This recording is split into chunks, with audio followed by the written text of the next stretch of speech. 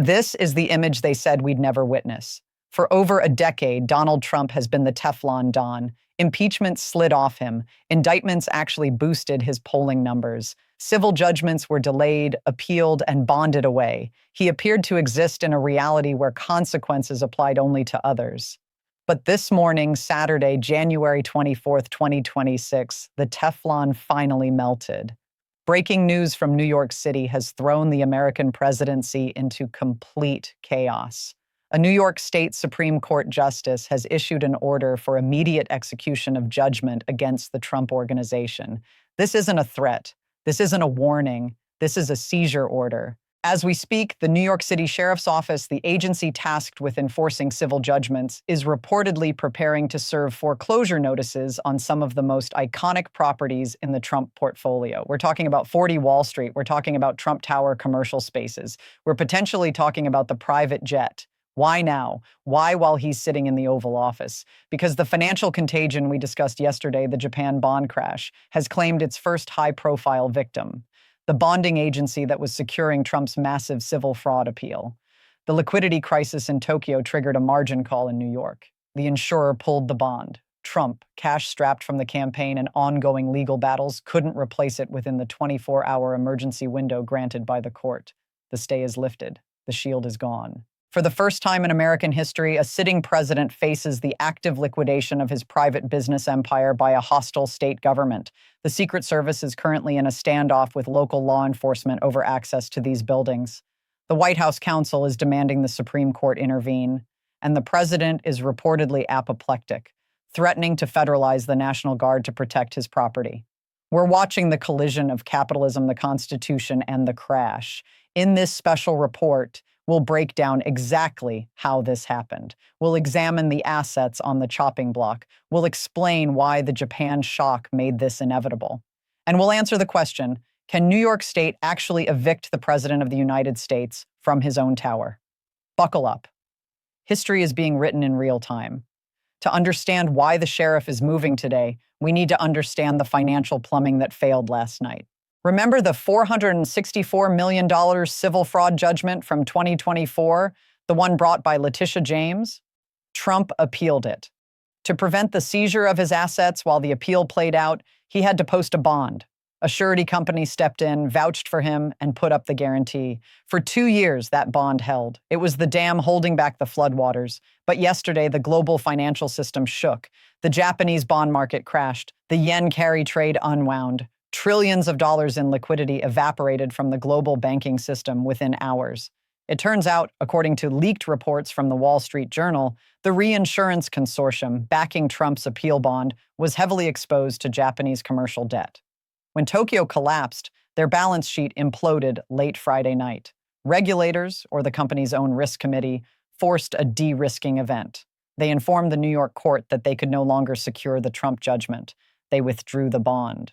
Usually, a defendant gets 30 days to find a new bond. But this is New York. This is Letitia James. And this is a judge who has lost all patience. The court ruled that given the precarious nature of the defendant's liquidity and the global financial instability, no grace period would be granted. The logic was brutal. If the president is truly worth billions, he can write a check. If he can't write a check, then the assets must be secured now before they lose value in the crashing market. The order was signed at 9 a.m., immediate seizure. Donald Trump, the President of the United States, effectively received a margin call on his life's work, and he couldn't meet it.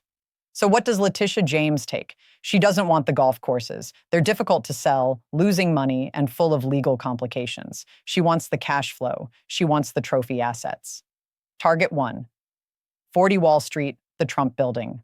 This is the crown jewel of the liquidation list. It's a massive skyscraper in the financial district. But here's the catch. Trump doesn't own the land. He owns the ground lease. Ground leases are tricky. If you default on debt or judgments, the lease can be voided or sold. Taking 40 Wall Street hits Trump where it hurts most. His identity as a New York mogul. It's valuable. It's relatively liquid. And it's symbolic. Target 2. Trump Tower, commercial and retail. Not the penthouse yet. The bottom floors, the Gucci store, the atrium, the office space. The sheriff can appoint a receiver, a court-appointed CEO who takes over the building. Imagine this. A bureaucrat appointed by a Democratic attorney general walking into Trump Tower, firing the Trump org management, and redirecting all rent checks from tenants directly to the state of New York. The president would still own it on paper, but he'd lose control. He'd lose the cash flow. He'd be a tenant in his own building. Target 3, the Seven Springs estate. This is the property in Westchester that was at the heart of the fraud case. Inflated valuations. It's low-hanging fruit. It's not his home. It's an investment property. Seizing it is clean. Target 4, the bank accounts. This is the most immediate threat. The sheriff can send a levy to every bank in New York, JP Morgan, Wells Fargo, and others. Any account with the name Trump Organization gets frozen. The money is siphoned out to pay the judgment. If this happens on a Monday morning payroll run, Trump org employees don't get paid. The maids at the hotels, the doormen, the executives, checks bounce. That's how you kill a company in 24 hours. This is where the situation moves from financial crisis to constitutional crisis. Trump Tower isn't just an office building. It's the private residence of the President of the United States. It's a fortress. The Secret Service controls the perimeter. They control the elevators. They control the airspace. The sheriff of New York City is a law enforcement officer. He has a court order signed by a judge commanding him to enter the premises and inventory assets. So what happens when the sheriff walks up to the revolving doors on Fifth Avenue? The scenario: the sheriff approaches. A Secret Service agent stands in the way. "Sir, you cannot enter. This is a secure zone protecting the National Command Authority." The sheriff responds, "I have a warrant to seize this property." The agent replies, "Federal law supersedes state law. For security reasons, access is denied." This is a standoff. Guns are present. Egos are massive. The Attorney General anticipates this. That's why they're likely targeting commercial entities first.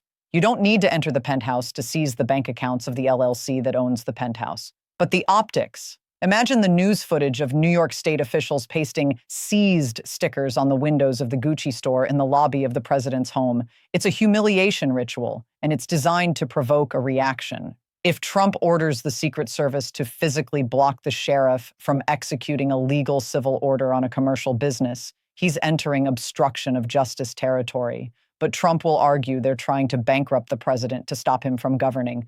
This is a coup by other means. Sources inside the White House describe the mood as nuclear. Remember, Trump views his net worth as his soul. He views his buildings as his children. To him, this isn't a legal dispute, it's a personal violation. He's reportedly on the phone with his new attorney general, whoever replaced the previous one in the recent purges, demanding that the DOJ intervene. He wants the Department of Justice to file an emergency injunction in federal court, arguing that a sitting president is immune from civil asset seizure. This is a novel legal theory. The Supreme Court ruled in Clinton versus Jones that a president can be sued civilly. But can he be evicted? Can his business be liquidated while he's trying to run the country? The argument will be distraction. Your Honor, the president cannot negotiate the Greenland Treaty or solve the Japan crisis if he's worried about his furniture being auctioned off on eBay. This is an undue burden on the executive branch. It's the unitary executive theory taken to its financial limit. He's arguing that his wallet and the national treasury are functionally linked because his attention is a national asset. But the Japan crisis makes this argument weaker. The public is seeing their 401ks drop. They're seeing inflation. If the president says, "Stop everything and save my golf course," the political optics are suicidal. This connects back to the total wipeout poll. If he uses the power of the presidency to save his own fortune while the country suffers, he loses the populist mantle forever. Usually, when a billionaire gets in a liquidity crunch, he makes a phone call. He calls a Saudi prince. He calls a Wall Street friend. He calls a hedge fund. "Loan me $500 million for 6 months. I'm good for it." But today is Saturday, January 24th, 2026. The markets are broken. Japanese banks are pulling cash home. American banks are terrified of regulatory blowback and the crashing bond market. The Saudi pool might not be there because oil prices are volatile due to recession fears. Donald Trump is toxic collateral. Who wants to lend $500 million to a president who's at war with the courts, whose assets are being seized, and who might be impeached if the midterms go badly? The risk premium is too high. This is why the immediate seizure order is so deadly. The judge knows Trump is illiquid. The judge knows the Japan shock froze the credit markets. They struck at the exact moment of maximum vulnerability. It's a coordinated financial decapitation strike. How does this play politically? The MAGA base in Peoria, they see this as theft. They see this as communism. They're stealing his buildings. Expect rallies outside Trump Tower. Expect donations to the Legal Defense Fund to spike, although $464 million is hard to raise from $50 donations. This solidifies the narrative that the system is trying to destroy him. It creates a martyrdom complex that's incredibly powerful. The independents. This is the danger zone. Americans like winners. There's a psychology to wealth. Part of Trump's appeal was, I'm rich, I can't be bought. If he's broke, if his buildings are seized, if he's viewed as a deadbeat, the aura of competence shatters. He can't even manage his own bond. How can he manage the economy?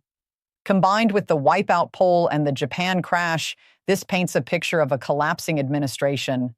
It looks like the end of a regime. The donors. The big money, the guys who backed him in 2024, they're gone. They see the asset seizure as the final straw. They don't want their names attached to a sinking ship. The invisible primary for 2028 starts today. DeSantis, Vance, and others are watching this and thinking, he's done. He's financially ruined and politically toxic. It's time to move on. So how does this end? It ends at the Supreme Court. Trump's team will file an emergency stay request with Justice Sotomayor, who oversees the Second Circuit. She will likely deny it or refer it to the full court. Then the Trump court, the 6-3 conservative majority, has to decide. Do they step in? Do they issue a ruling saying state courts cannot seize the assets of a sitting president? If they do, they look like partisan hacks protecting their patron. The legitimacy of the court, already hanging by a thread, snaps. If they don't, they let the leader of their party be humiliated and potentially bankrupted. It's the ultimate test for Roberts, Kavanaugh, and Barrett. And remember, they read the polls too. They see the wipeout numbers. They might decide that Trump is a liability. They might decide to let New York have him. We're witnessing the final act of the Trump business story. Whether he saves the buildings or not, the damage is done. The veil of invincibility is pierced. The billionaire is being treated like a foreclosure victim. As we head into Sunday, watch the feeds. Watch for the receiver to be appointed. Watch for the bank levy notices. Watch for the Truth Social storm. But most importantly, watch the Japanese markets when they open on Sunday night, U.S. time. If the financial crash continues, Trump's personal problems will become the least of our worries. But for one man sitting in the White House watching his name being ripped off the facades of his life's work, this is the apocalypse. Trump's empire is under siege. And this time, the walls are actually being breached. Subscribe. Stay tuned. The history books are being written this weekend. Let's get technical about what a court-appointed receiver actually does, because this is the specific legal mechanism that will dismantle the Trump org from the inside out. In New York law, under CPLR Article 52, a judge can appoint a receiver to administer the property of a judgment debtor. This isn't merely a monitor. This is a replacement for the owner. The receiver has the power to collect rents. All the tenants in 40 Wall Street, the law firms, the businesses, get a letter. Do not pay Trump. Pay the receiver. Manage operations. The receiver decides who cleans the floors, who works security, and who gets fired. They can fire the Trump kids if they're on the payroll. Sell the asset. If the cash flow isn't enough to pay the judgment, the receiver can list the building for sale. Imagine the psychological warfare of this. Eric Trump or Don Jr. show up to work at Trump Tower. The receiver, a court-appointed lawyer, likely a Democrat or a neutral institutional figure, calls them into a conference room and says, "Hand over your keys, you're relieved of your duties." They can't call Dad. Dad can't do anything. The receiver answers only to the judge. This is a hostile takeover sanctioned by the state. It transforms the Trump organization into a zombie entity that exists solely to pay Letitia James. And because these are private companies, LLCs, the corporate veil piercing that occurred in the fraud trial allows this. The Trump brand becomes a tenant of the state of New York. Here's the other shoe that drops. Real estate is built on debt. Trump has loans on these buildings, hundreds of millions owed to Ladder Capital, Axos Bank, and others. Almost every commercial loan has a covenant or clause called bad boy guarantees or judgment defaults. It states, if you get a massive civil judgment against you that you can't pay, or if your assets are seized, you're technically in default on the mortgage. Even if Trump is current on his monthly mortgage payments, the seizure order itself can trigger a default. If the lenders declare default, they can call the loan. Pay us the full $100 million now. Trump doesn't have it, so the banks foreclose on top of the state seizing the equity. It becomes a feeding frenzy. The state wants the equity. The bank wants the principal. The asset gets torn apart. And in a Japan crash environment, the banks aren't going to be lenient. They want their cash back. They'll accelerate the loans immediately to protect their own balance sheets. This is the domino effect of asset seizure. One card falls and the whole tower comes down. Let's push the scenario to the extreme. The president is losing his mind over this. He's distracted, he's paranoid, he's spending 18 hours a day with lawyers instead of generals. The Japan crisis is melting the global economy, and the president is tweeting about Letitia James. At what point does the cabinet look at this and say, he's compromised, he's unable to discharge the powers and duties of his office because of financial duress? The 25th Amendment. It sounds crazy, but if the president tries to order the military to seize the New York Supreme Court, or if he tries to nationalize the banks to save his accounts, that's the moment the cabinet has to act. The asset seizure creates a conflict of interest so massive that it threatens the stability of the executive branch.